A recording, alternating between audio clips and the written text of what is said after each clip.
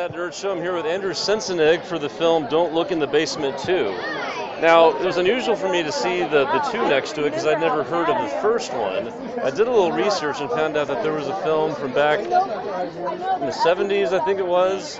And the story sounds pretty interesting. You got a guy who's returning back to a place that he was at decades before. It's sort of like the last known survivor. But as it turns out, he goes back and it's not a warm greeting. So what can you tell us without giving away too much about this film and Well, it does. what goes on here? The original Don't Look in the Basement, some distributors have picked it up and it's called The Forgotten. So you might, like on Netflix, you can find it as The Forgotten. But basically, the lone surviving patient from the first film who murders everybody, he ends up coming back to this new sanatorium. He knows it's the old house, but the doctors, nurses, and things don't. The sanatorium's been renamed, and needless to say, once he returns, the house comes alive again, and all the old spirits start to come and inhabit everybody who lives here.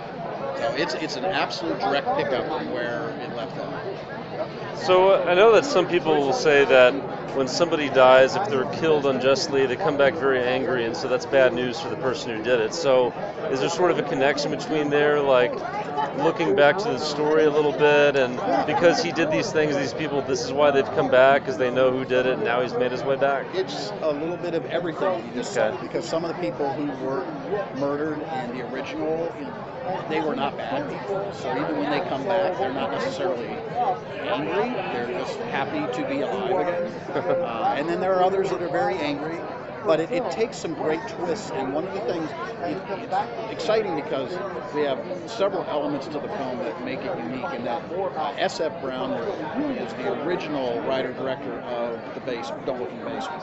His son, Tony Brown, is the writer and director of this. We also filmed it in the exact same location as the original movie. The same house, the same rooms, everything is identical. So it's a little bit of trivia that goes with all of it as well. So it picks up that exact same story, and everything about it is very, very matched to the original. And there are some questions that some people had during the original film as to why did that person do this, who's this, and this film ties up a lot of those things. Well, it sounds like it's a great follow-up. I'm sure people who are fans of the original are happy to see that there is a follow-up after all these years. That's something you don't see very often, so it's something we'll all look forward to. And hopefully it'll encourage people to go back and see the original, too. I think that's always a good thing as well. And we would hope, when the time comes to finally have it out in distribution, we'll package the two together. Great like that. Who doesn't like that? Everybody loves that. That's great. One quick question that we like to ask everybody who comes through, actors, directors alike, because we are that nerd show and we love superheroes and comics and things. If you could play or direct a superhero or a villain, well, who would you choose to play? Okay, well, this is your lucky day.